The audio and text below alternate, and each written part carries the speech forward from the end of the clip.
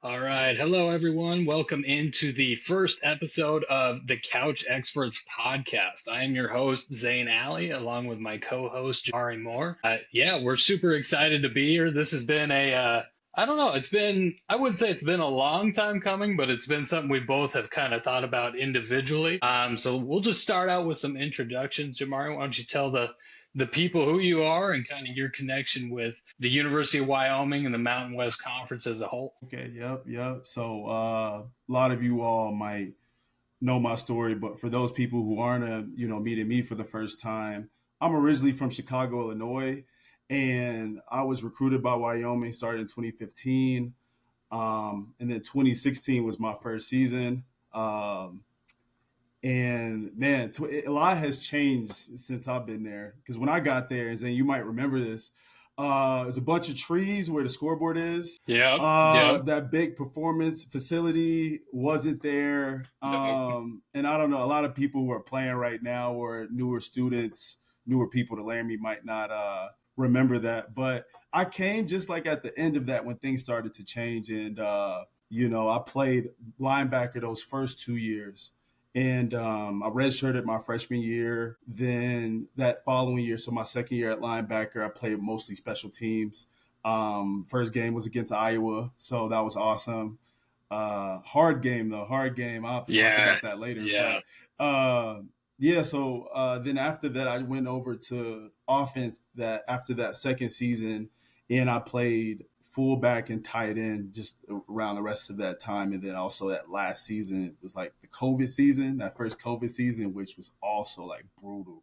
And Yeah. that shook up a Tough lot. That season. shook up the COVID really shook up a lot. So that is my connection to the University of Wyoming. I stayed in Wyoming a little bit after, like 2 years after. I'm in the Denver area right now, but that is really like my introduction to Wyoming. Is a huge culture shock, which I could talk more about that at a different time. But that's how I got into it. Perfect. Yeah. So I am, for anybody out there that doesn't know me, I am from Wyoming, born and raised, Northeast Wyoming, Trumbull County area. I know that's going to get some boos, but that's okay. So yeah, born and raised. I was actually at the University of Wyoming from 2015 to 2019, and so I got out right before COVID. I wasn't a college athlete or anything like that. I was in the event side. I worked for University of Wyoming athletics, and so I was constantly around sports that entire time. Whether I was setting up for football, basketball, volleyball, we were there all hours of the day. So really, really enjoyed my time. And yeah, I mean that's pretty much it. Not quite as elaborate as yours, but I'm just your prototypical Wyoming fan, excited to talk some balls. Mari, what kind of drew you to the podcast? What wanted you, or I guess what made you kind of think, oh, I think this could work. I think this is something that the people would like. I feel like I think that there's never enough Wyoming content, right? Like one of the things that really surprised me or stood out to me, I should say, maybe not surprised, but stood out to me when I first came to Wyoming was how much people care about football and care about the team, care about the university. That was something that was very cultivating for me. And so like there's always dialogue and people are like very tight knit. And man, it's like wherever I go, if I see the steamboat symbol, I'm going to talk to that person, go pokes, whatever it is, and then we can have a conversation about what's going on, a conversation about football. So um, I felt like this was something that would also just help people give more perspective on like the player side of it, because there's a lot of surprising stories, just like that point of view. And when we talk to people about it, I realized how surprised people were. So I'm just like, okay, this is something that people I think might be interested in. So Oh, 100%. And my connection is right there with you, right? I constantly, even growing up in Wyoming, you're always driving long distances. And so you're always kind of yeah, looking for yeah, content to consume. And yeah, I was kind of like, man, there's really not a lot of people talking about University of Wyoming in general, let alone Mm-hmm. University of Wyoming sports. So Right. that's kind of what drew me here. But let's go ahead and jump into our next segment here. Jamari, I want to get your perspective. We're right here at the end of camp. We're coming up on week one, right? What is your biggest change, I guess, as a player when you go from camp to Mm-hmm. game week one? Like, what's going on in your head? How does the mentality shift, if at all? Right. So to give you perspective, right, and everybody out there listening, you start off in fall camp, right? After summer workouts, you get into fall camp. That's when, after all the conditioning working out, we're starting to learn the playbook, right? We're starting to learn the playbook, any adjustments, right, and really competing to see who's going to start, right, and what the depth chart look like. So once you kind of spend a long time going against each other, there might be some bumps and bruises that happen or some injuries, things like that. But for the most part, you really want to stay healthy, right? So that's like the big thing is like, hey, you need to be available, be on the field. The second thing is you really have to learn it. Like they will throw a lot at you to see what you can handle. They'll give you the hardest play when you're tired after you just win a go ball or something. They'll give you a lot of stuff and try to see what you can handle.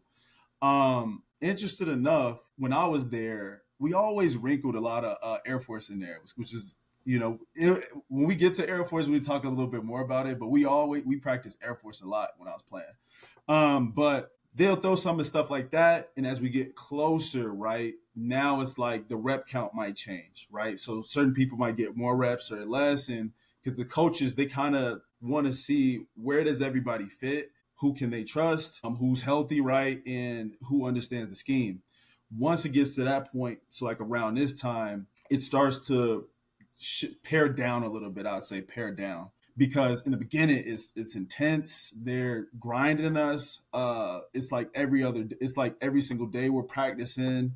I remember my first fall camp, and a lot of them, it was like I would lose track of like time, like wouldn't know what day it was, didn't know what day of the week it was because it was like you wake up and it's football the whole day, you go to sleep late, wake up early, and it's the same thing throughout the whole week. But when we get closer, we start practicing on the field because in the beginning you'll practice somewhere called the North 40.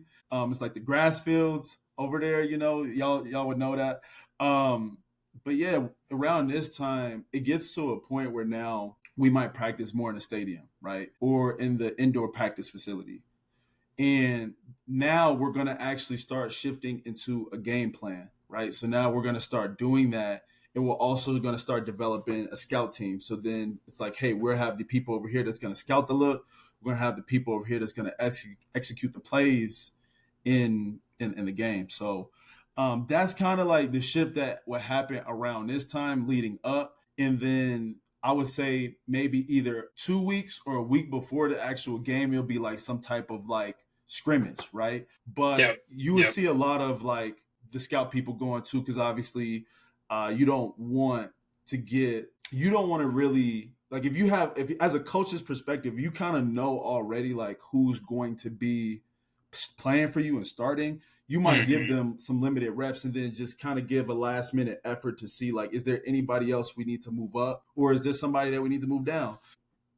That's one reason they do that, and two, just to get us like ready for the game day routine. You know what I'm saying? Like getting ready for that routine. So that's kind of like right around where we're at, and then it's like from there, it's like, hey, now let's focus on a game plan for who's first. But what I will say, what we used to do now, I can't speak right now how they do it now, but what we used to do is we would also game plan a little bit the second team. Like, so like if you think 3 weeks before, we practice like the second team, and then those 2 weeks leading in, we'll practice the team that we're playing first. Gotcha. Gotcha. Yeah, Mm-hmm. it's like from a fan perspective, I think that's really consistent, right? Mm-hmm. From our end, it looks like okay, camp there. It really is like boot camp, right? They're really trying to grind you down, really see, all right, who's going to make it out of this. And Mm-hmm. then week one, it's I don't want to say you back off, right? But it's just more of the finesse. Would you say that's pretty accurate? Yeah, I would say like, so here's how it usually works for people who don't know. When you're in fall camp, you're going over the whole playbook, right? So anything can be thrown at you. Now, obviously, depending on what situation we're in, so whether it's down and distance, like short yardage, behind the sticks, red zone, hurry up. Depending on the situation, then you kind of understand what plays you have in there. But for the most part, you get everything thrown at you. But when it gets to an actual game, the coaches pick a set of plays or concepts depending on what the other team's running. They'll pick certain type of concepts and schemes, and they'll basically develop a script.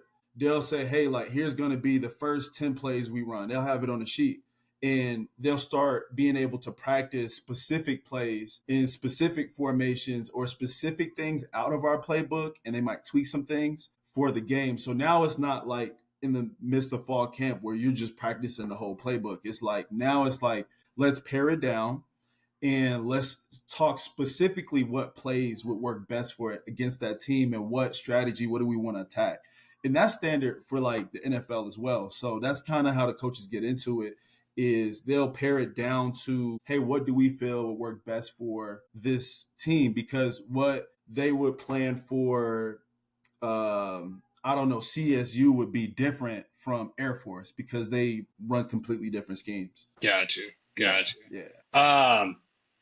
Any rituals or I guess superstitions that you guys really focus on in week one, or is it just kind of believe in the work you've put in and go from there? Rituals. I'm trying to think like, I mean, at that time, and this is something that we'll have to dive deeper into later, as far as the shift in all of the rules in college football with transferring, with also the NIL stuff. The reality is it would depend on your position group. Certain position groups had different rituals. But as a young guy, like when I think about when I first got there, it was really just survival and getting ready for school, making sure I was going to everything. So leading up, it wasn't like something like team wise, but it was like depending on who your friends were, your position group, you might do something. I would say though that we would have like a certain structure and going into game week. So like the tempo of practice. So like Monday we would kind of be like a walkthrough, kind of learning. All right, here's what we're trying to execute. Here's what we're trying to walk through, and also it's for the coaches to see like, all right, we drew this up. Now let's actually see it and then see if we need to tweak something. Tuesday and Wednesday are like the 2 days that's like, especially Tuesday, those are the days where it's grinding, pounding. Those are like the hardest days. And then once you get to Thursday, it's like now it's like a review. Like it's like a review of everything. We're still practicing, but it's like we might be in like helmets or half pads or something.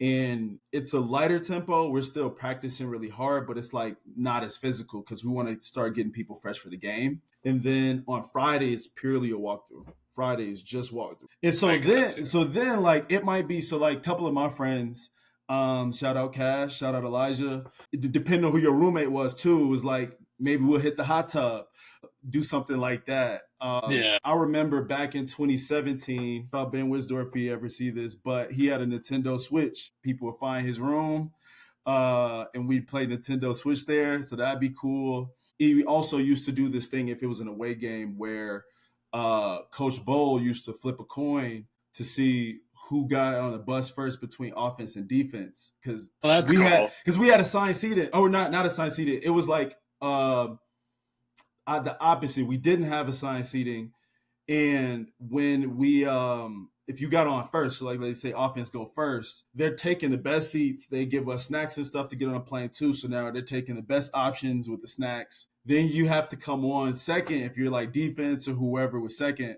and like you just had to beg or talk to somebody in the offense like, hey man, Zane, save me a seat when you get in there, man.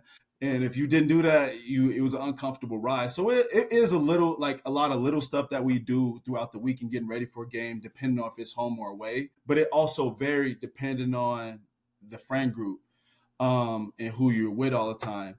Okay. Like Cash Malawia, Elijah Halliburton, when they roomed together too, they always talked about watching the movie 300. They watch it night before every game. There you go. 300. Got you. All right, well, we're running out of time here on that one. Let's jump over to Around the Mountain West. So on this one, I'm just going to Mm, rattle off some games, kind mm, of the week one, what we can expect. So we have Boise, they're heading down to South Florida, San mm, Diego versus Stony Brook at home, UNLV at Sam Houston, San mm, Jose versus Central Michigan, Nevada at Penn State, Air Force mm, versus Bucknell. Hopefully I said that right. New Mexico at Michigan, UTEP at Utah State, Fresno mm. State versus Georgia Southern, Hawaii versus Arizona, Colorado State at Washington, and then obviously we have Wyoming versus Akron. So what I want us to do here is highlight any games that you think that can be interesting or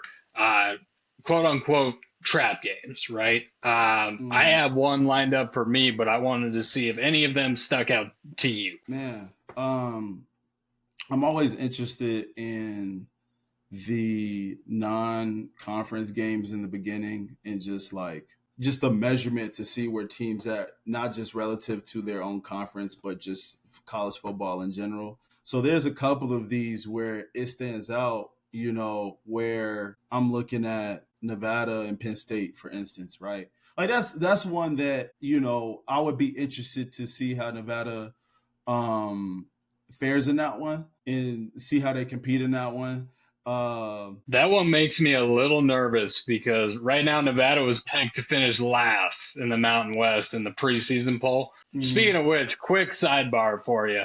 How much do players pay attention to like the preseason poll or anything like No, that? I Is it mean, in not ear really. one ear out the other? Okay.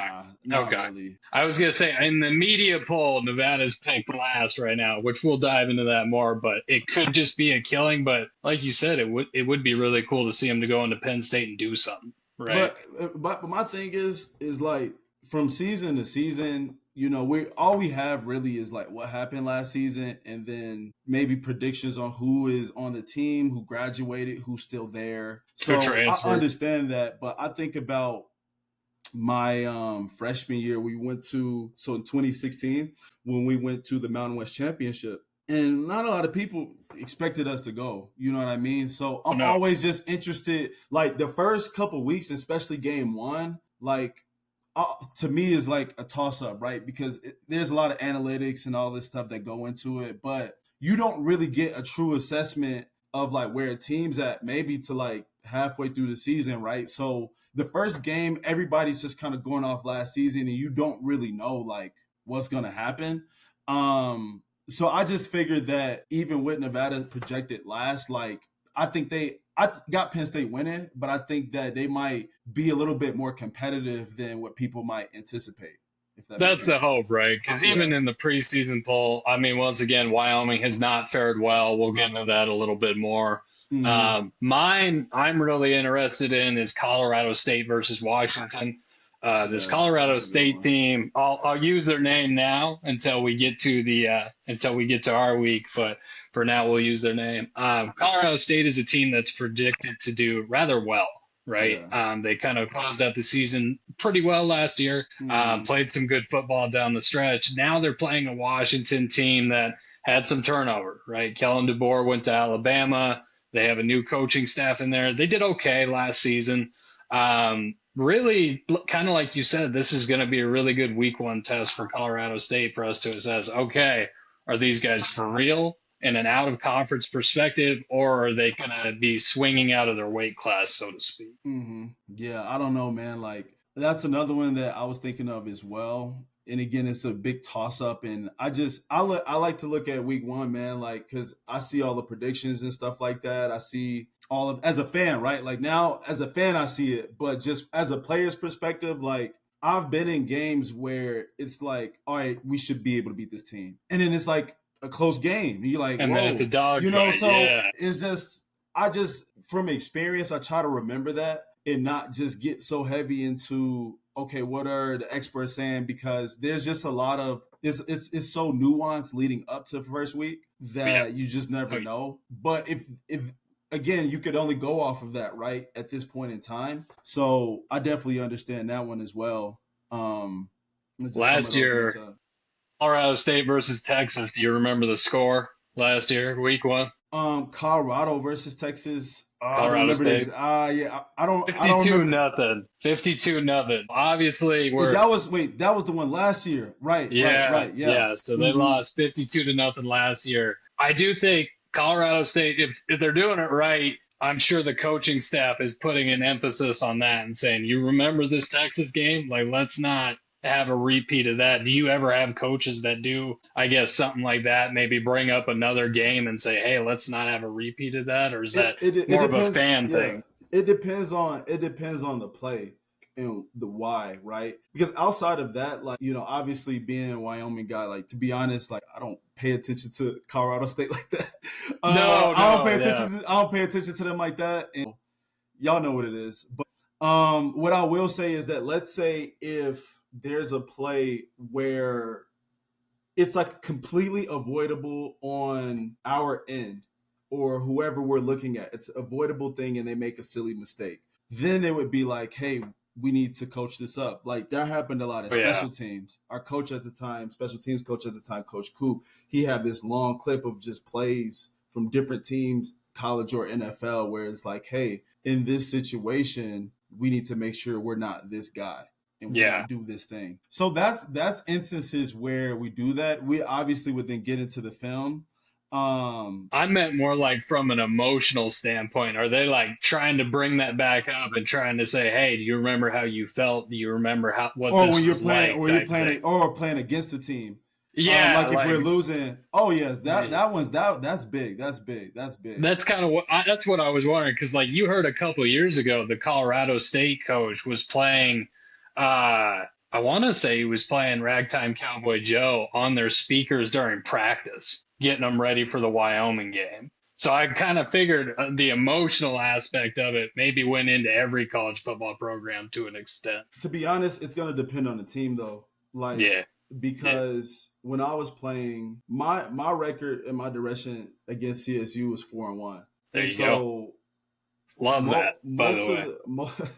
so most of the time it was like, yes, this is CSU week, but we got to a point where we're like, yes, this is an important game, but we're looking for Boise.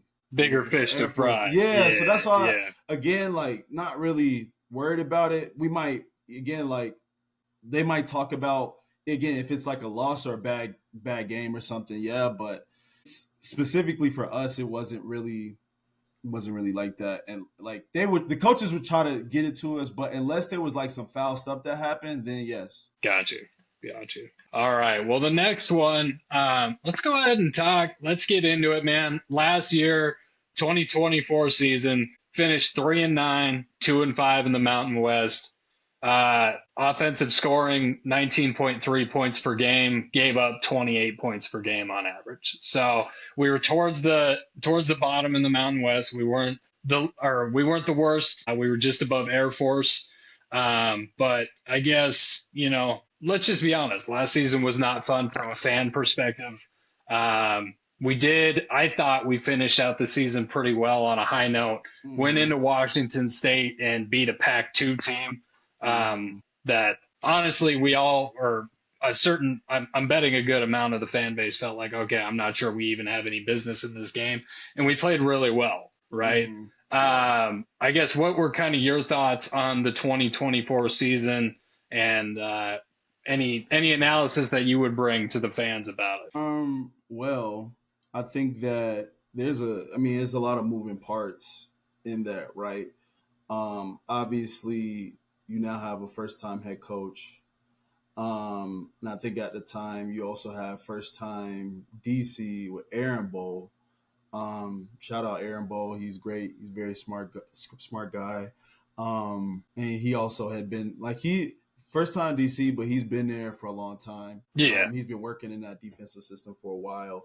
Um, but man, I think that it's kind of challenging when I'll give you all insight with just the landscape of college football. When I got to Wyoming, it was a bunch of guys that maybe were under recruited, overlooked, right? A lot of people know Josh's story, right? So that speaks to that, right? yeah, And if you were to transfer, you would lose eligibility. Now, at some point, that started to change a little bit, but the NIL part wasn't in effect yet. So you had guys that maybe didn't start or working behind somebody when they were younger, but as they developed in a program and learned a system, then it was like when those older guys graduated, it was your turn.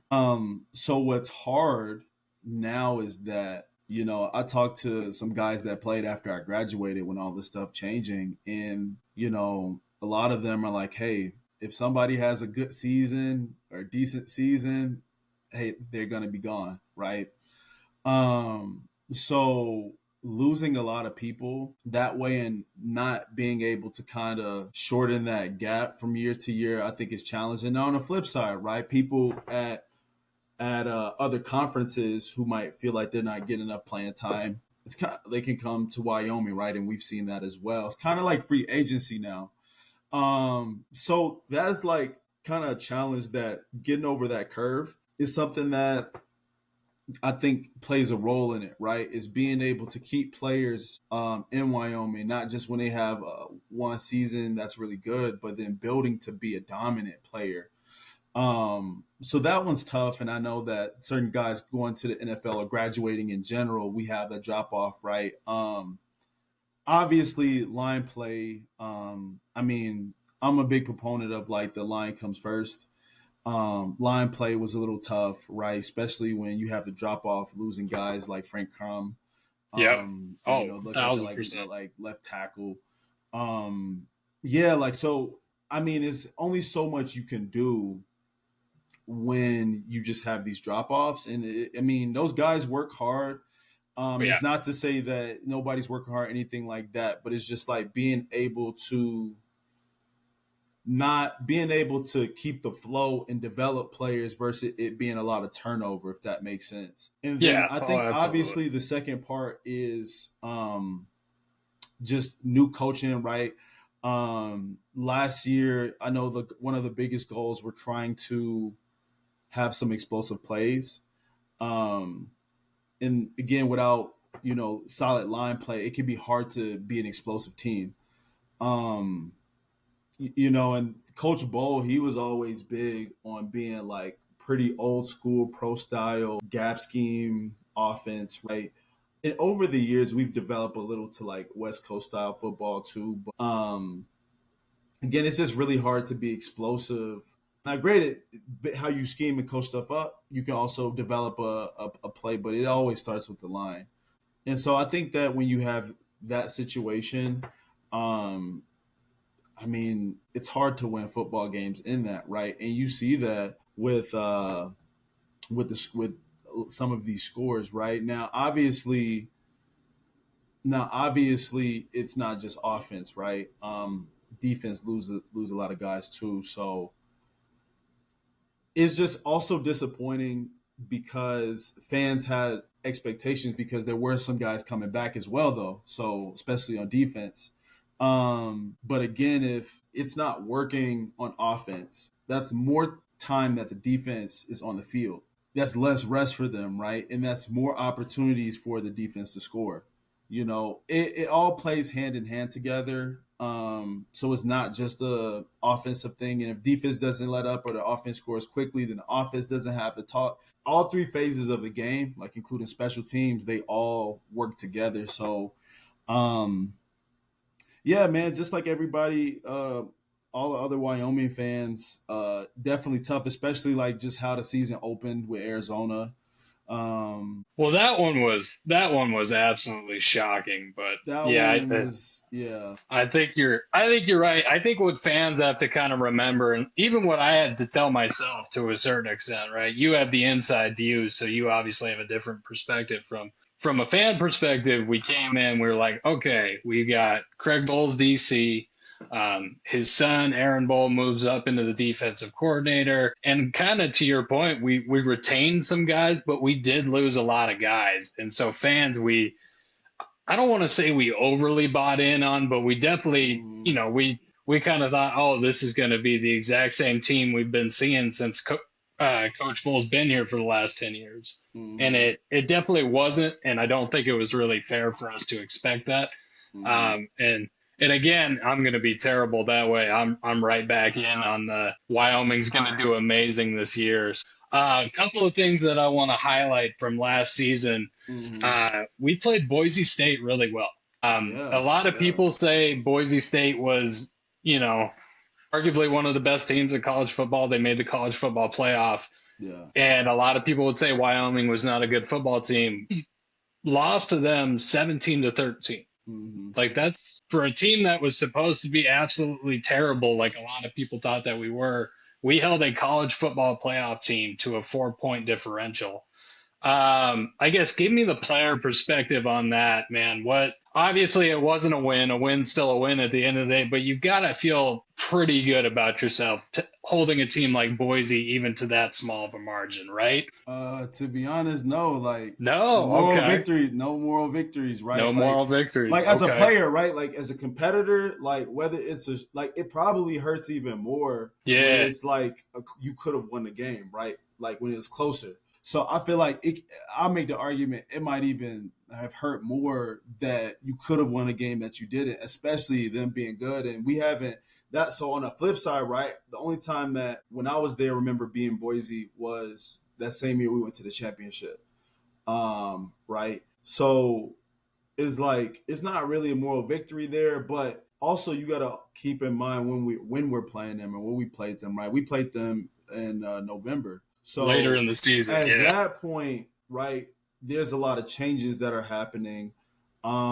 There's a lot of adjustments that's happening. There's injuries. There's all of these different things that kind of happen towards the end of the season. That now it's like, hey, who can like will themselves to the finish? Because guys are hurting at this point in time. Like, because you think about the start of fall camp, like we talked about, and then you get to the point where it's towards the end of the season, and guys have just been beating up on each other the whole time. Like, it's really like now willing yourself, and also you have a lot of tape on teams at that point in the season, right? So now think about where we're at now. Game one, we don't really know what teams are going to look like this year, but second to last game of the season, you have a season worth of tape on that team, so you can now feel more prepared on what can work with that team and what doesn't by that time. So game planning becomes a little easier for the coaches. And again, I also didn't get a chance to mention if and you can correct me if I'm wrong, but I'm pretty sure the OC, Coach Jay Johnson, it was his first year as OC too, or at least with Wyoming. Like he has experience, but first with Wyoming, I could be wrong, but from my understanding, I think last season was also the first time he was with Wyoming, and He was. Yeah. and that's another thing that's kind of always been a thing that I've seen when I've been at Wyoming is if an offense do good or defense do good, like they usually like go somewhere else or move on. Yeah. So it's like a Yeah. lot of turnover. But with that being said, at that point in the season, I think it makes sense that it's gonna be harder to beat teams. Um, because there's so much film out on you now. There's so much stuff that's out there. There's so many tendencies out there.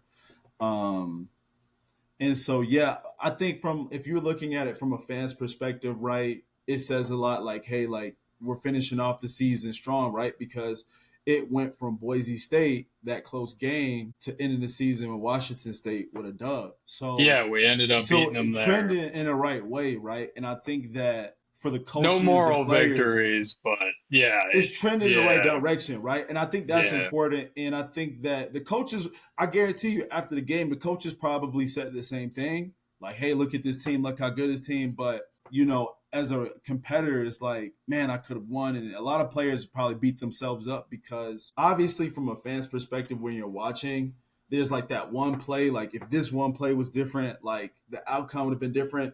But what people don't think about is there's a lot of smaller things that happen over the game that kind of put you in that situation. So it's like a buildup of a lot of different things happening to put you in a situation where the outcome is solely dependent on a last play, if that makes sense. Or just like Yeah. like a specific play or moment in a game where it's like, Yeah. so then Well, it's like easy for people or fans to be like, if only this person caught this ball, or if this but there's other things in the game that led you into that point. Because if all those other things go right, the score is much different. Well, and exactly, like we say it all the time, even from a fan perspective. Oh, well, the kicker missed the kick. Well, yeah, but why was it only a 2 point game anyway?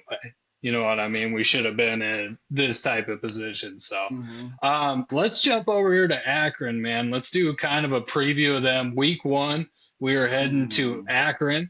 We're Mm-hmm. playing the Zips. The Uh, Zips. you kind of alluded to this earlier, right? This is year Mm-hmm. 2 for Jay Savell. Year 2, you were there for Craig Bull's year 2, correct? I was Or there were for you there year there. I 3rd? was there for Savell too. Like he's a very smart dude. But I I mean, were you there for his first year or his second, or Craig Bull's first year at Wyoming or second year, or were you even his 3rd year? I think it might have been Coach Craig Bowles, either I think it second or was, third. I wasn't I think it there was for his his third. first. It might have been his second or third, because there was a 2-10 season That was previously, 2015. 15, right? That So was that might have 15. been his second season. And Yeah. then that third season, when it was the complete opposite, we went to the championship. That's the season. That was my first season. Yeah. So And you Ball was got already to, around.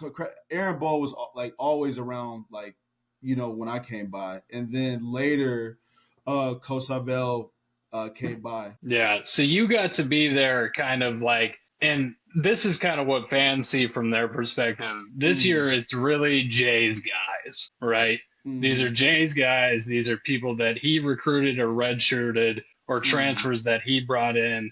And so if there really is any, I guess, stark difference from Craig Bull, we're Mm-hmm. going to see it this year. Would you agree with that, or is that kind of skewed to a certain point?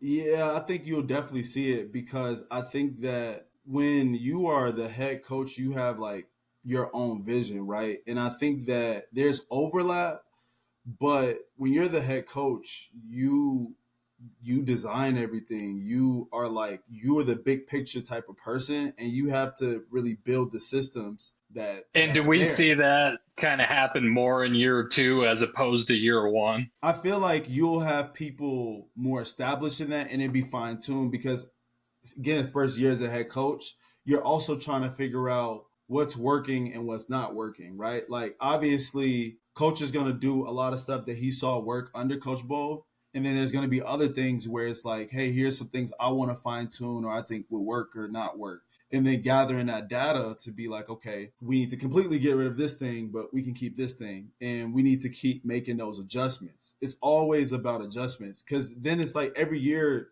the team is different as well, like the personnel you have. So that's always something that I think there's going to be fine tuning. And if there's a system that is complex that coach believes in, not everybody's going to get it in year one.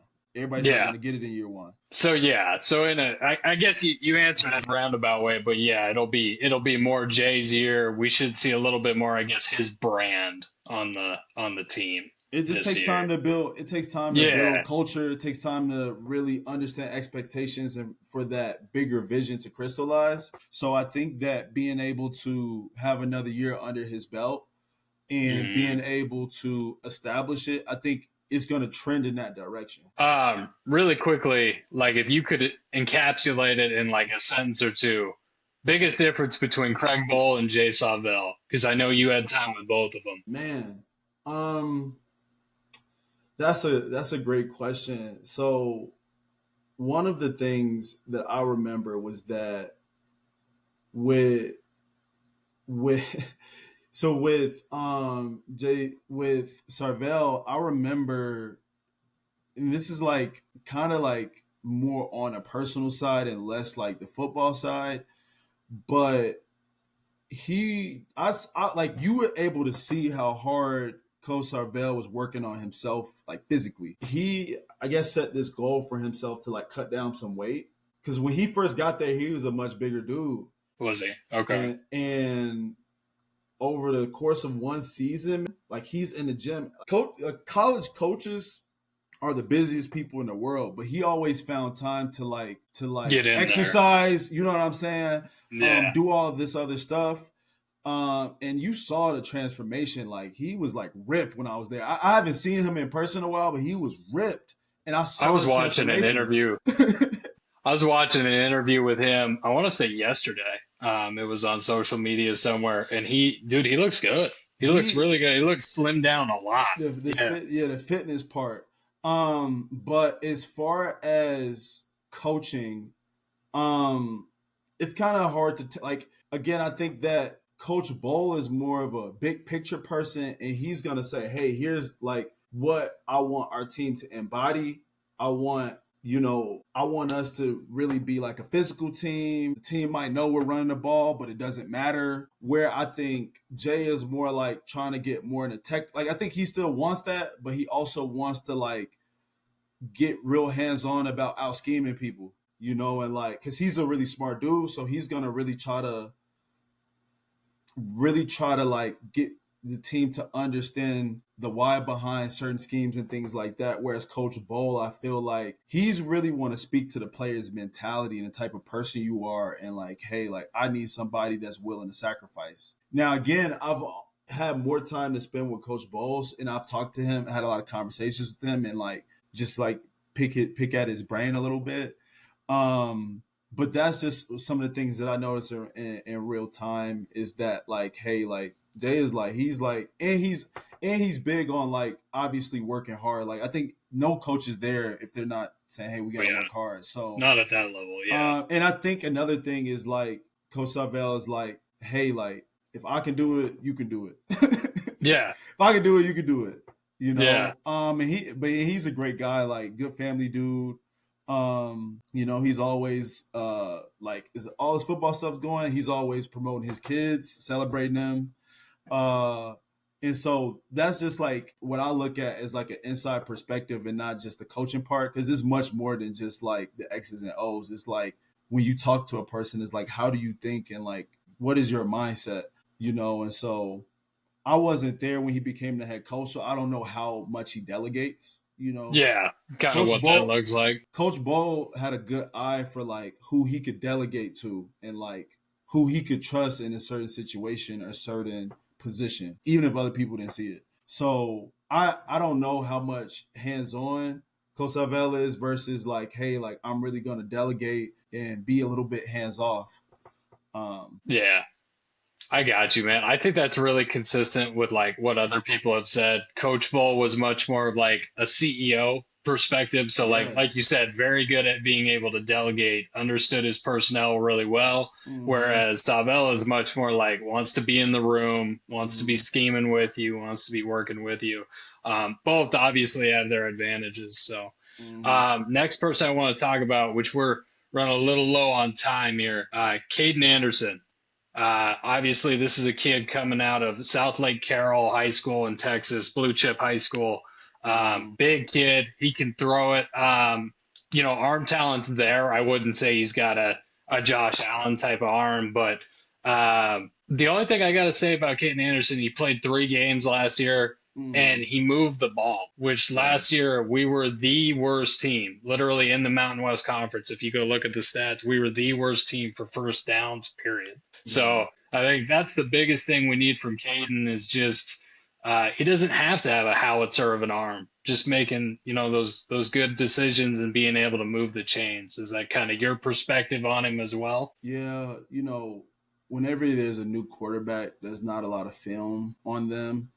Hmm. You see the same thing in the NFL when like a new quarterback comes in and they shake things up. So I definitely think that is an advantage. And it's kind of like you've spent like the season watching, right? Or you spent a lot of time watching and learning just like the starting QB. And I think that the decision making, right? Like understanding the situation, just making the appropriate decisions is going to be really key. And just understanding that it's not going to be as easy. I'm not going to say it's easy, but it might just be a little bit harder this second season. Just because now people are like They got film on scheming and game planning for you. you, right? Like, Yeah, they know what you uh, can do. They know what you can't. Yeah. Jamar Chase made a comment recently in an interview. I don't know if you've seen it, but he was talking about Josh Allen, and he said he was like, people don't game plan for Joe Burrow; they game plan for the Cincinnati Bengals. He said, but other teams they game plan for Josh Allen, right? Yeah. Yeah. Like if you are that much of a game difference maker as a player, especially a QB, now we have to now dig even deeper in how do we scheme that player, that individual player as well. So he's probably gonna get a lot more of that, which is a compliment, but he just has to expect that people are gonna pay extra close attention to his decision making, his tendencies, his body language pre-snap. Is he good at looking safeties off or not? Right, they're gonna look at that stuff a lot more. So just have to be prepared for it because you coming in, they don't have all of that. They don't have all that information late in the season on somebody that came in. I got you. Yeah. No, that makes perfect sense, man. That makes perfect sense. Yeah, because like you said, that now they're going to be game planning for the University of Wyoming. But like you said, if he turns into a difference maker, now all of a sudden they're going to be game planning for Caden Anderson. Is there anybody else on this Wyoming versus Akron preview that you think you need to highlight really quick? Anybody come to mind? Man, I mean, I was talking to you earlier about them. What's the podcast name again they got? The Fatter Fattest Boys. Yeah, those podcast. 3 interior linemen, man. Those boys. I think that that's gonna be those 3 are gonna be really good. And just being able to have that group stay together, I think that's gonna be pivotal, and it's just gonna be important for the quarterback. And I think when we're able to stay on the field and convert and get first downs, that helps the defense a lot. That helps the defense so much. So whenever they can, and that also wears the other team down. So like then when the offense comes back, it's like it's only getting harder for the defense and easier for ours. So I think that that's going to impact the game greatly. Oh, 100%. I don't remember. So I told you we had 19 points per game last year, so we were one of the lowest ones in the Mountain West Conference. Do you know where we ranked in time of possession though? No, I don't. We were top 3. Really? So we were top 3. So we weren't scoring points, but we had the ball one of the most. So you're looking at an O-line that's just getting, at least in my opinion, right? You could chime in on this, but they're getting gassed. And that just, to me, just shows like, okay, those boys are going to be huge against Akron, right? Obviously, they want to come out and have a really, really good game. I think they will. Obviously, in my opinion, Akron, the MAC is a little bit different conference than the Mountain West. I think they're going to have a really good game. Both Barnett and Walsh are all Mountain West preseason picks, so they're getting recognized for their effort. But yeah, as far as the Akron Zips go, they are pretty similar to Wyoming in a lot of ways. They finished 4-8 last season, so they had one more win than we did. They did win 3 of their last 5. So kind of like us, they finished out stronger. They were better at passing. We were better at running. So I think this ultimately is going to come down to which defense shows up, right? I don't know what your thoughts are on it, but it's secondary for us is one of the biggest question marks right now. Eckler left. Why am I blanking on our other safety's name? Anyway, we lost a ton of secondary. We have a ton of transfers. So I don't know. What are your thoughts on that as far as stopping the Akron Zips? So it's exactly what we talked about. Is the offense need to really control. We need to control the time of possession during the game because, from my understanding, the Zips, they are like an up-tempo team. So what's going to happen, what's probably happening in practice, especially leading up to the game, whenever we faced a team that was up-tempo, like that ran a play really fast. I remember we played Oregon, I think in like 2018 or 19, one of those. Practicing for Oregon, it was like, in practice, we're going to have 2 huddles ready, like 2 scout huddles on offense. Defense is going to go against this group. After that play, this group, hey, come back, right? So it's going to be, so it's like, that is a lot, right? That's a lot to do, a lot of thinking at a very fast pace when a team is up-tempo, very quick. Hey, let's go, throw the ball. Do you remember the North Texas game from last year? Those boys were, dude, they were flying. Yeah. So is that kind of what you're thinking with Akron? Something similar anyway? Something similar. If they come out up tempo, then it's really going to be important for the offense to really stay on the field. And that's what those coaches are going to plan to do. And at the same time, I think they understand that as well. So they're going to the defense is going to try to work really hard. Zips defense is going to work really hard to say, hey, we got to turn the ball over or get a stop quickly as possible so we can get our offense out there and just keep it moving and gas the defense. All right. Jamari, we are just run a little low on time here. Give me your prediction for the game.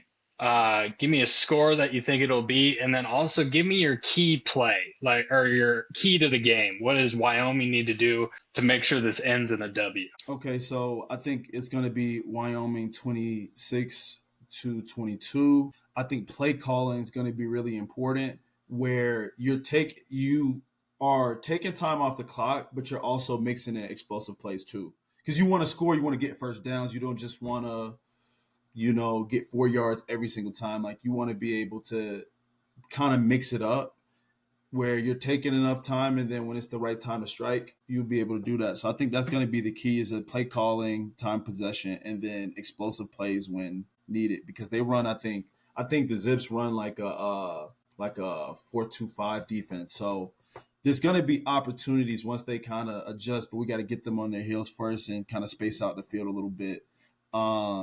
And have them on their heels, not having a defender run, and then we spread it out in his pass. So that's why I think it's going to be key for us. Yeah, playing off of you, I'm going to go a little bit more. The Las Vegas has the spread at 7.5, so they only like Wyoming by 7. I like Wyoming more. I'm going 28-14 Wyoming. I think the fattest boys.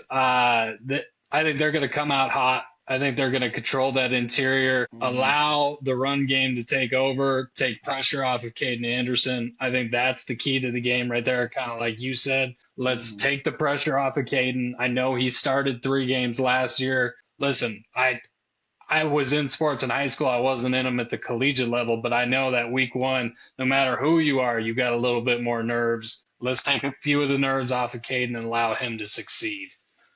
So that's kind of my key right there. Let's see here. Let's jump over to something a little bit more personal.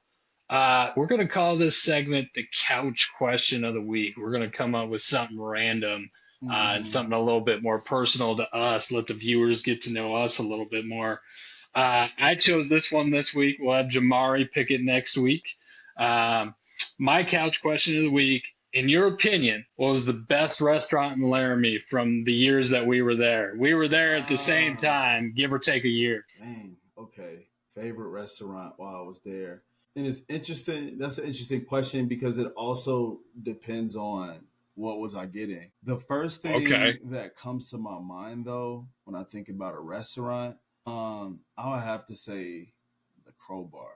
Okay. The pad thai fries, man. There you go. Unmatched. That's a hard question. I'm going to be honest because there's a couple places I think about, like Born in a Barn too. Like, I was going to say, mine is Born in the Barn. Yeah. If I'm getting a burger, man, is Born in the Barn through and through. I love that. As odd as it is, my favorite one was the PB&J burger. It took me a couple years to try it. At first, I was like, nah, I'm good. But once I actually tried it, I'm like, it's not bad. Oh, it's good. It's not bad. It's good. Yeah. So that was... mine's Born in the Bar. We also got Crowbar. I did love the Crowbar. Crowbar is elite. It's elite. Oh yeah, 100%, 100%. So, well, guys, that really is gonna wrap it up for week 1. Jamari hit us with a ton of insight, a ton of kind of the inner workings of college football in general. Yours truly brought some, we'll go with less than knowledgeable takes on the football side of things, but we had a lot of fun. We look forward to making more of these with you guys, right? Next week, we're going to be reacting to Akron, talking about what went well, what didn't go well, and then we're going to be talking a little bit of Northern Iowa. If you guys could give us a follow on our socials, I believe, Jamari, it's the Couch Experts Podcast on most socials, correct? Yeah, absolutely. Like, subscribe, share, all of that, y'all. Do the things. Share it with a friend. Tell them, hey, if you've got 50 minutes to an hour to kill, go ahead and throw this on. These guys know what they're talking about. So We appreciate you guys so much for hanging out with us, and hope you have a wonderful day, evening, weekend, wherever you find this podcast at. So thank you.